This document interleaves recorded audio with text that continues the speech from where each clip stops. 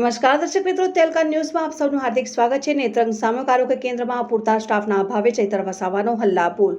Sonography X-ray મશીનના technician નથી। PM માટે મૃતદેહ કલાકો સુધી રજડે છે। 3 ડોક્ટર સ્ટાફ ભરતી કરવા માટે સરકારમાં રજૂઆત કરાશે। ધારાસભ્ય ચૈતર વસાવા।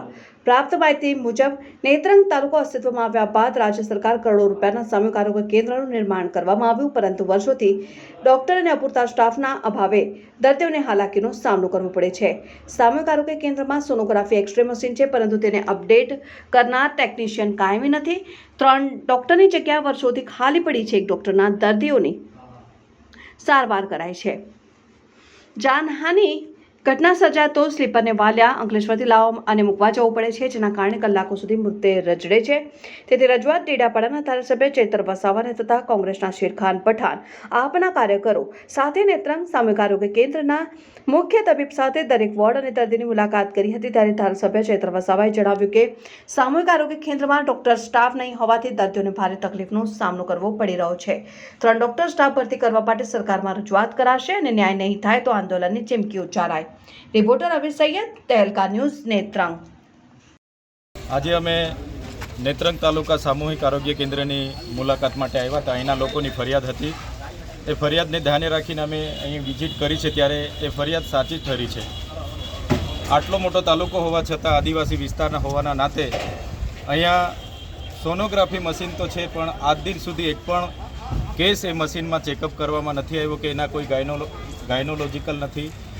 સાથે સાથે એક્સરે મશીન, તો એક્સરે મશીન માટે ટેકનિશિયન નથી। સાથે અહીંયા હાડકાના કોઈ ડૉક્ટર નથી।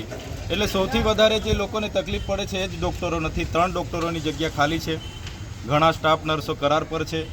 અને જે ભૌતિક સુવિધાની વાત કરીએ કે સબવાહિની નથી, અહીંની એમ્બ્યુલન્સ નથી, ત્યારે સરકારને અમે કહીએ છીએ કે અહીંયા પૂરતા ડૉક્ટરો મૂકવામાં આવે।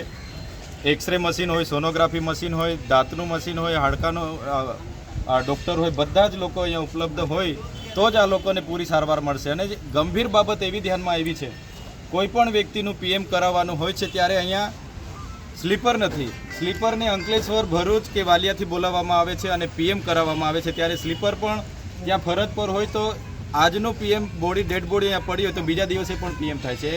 બહુ ગંભીર બાબત છે। ત્યારે ચોક્કસ આવનાર દિવસોમાં જે સરકાર મોટા મોટા દાવાઓ કરે છે, કરોડો રૂપિયાનું બજેટ આવે છે, છતાં આ હાલત અમારા વિસ્તારની છે।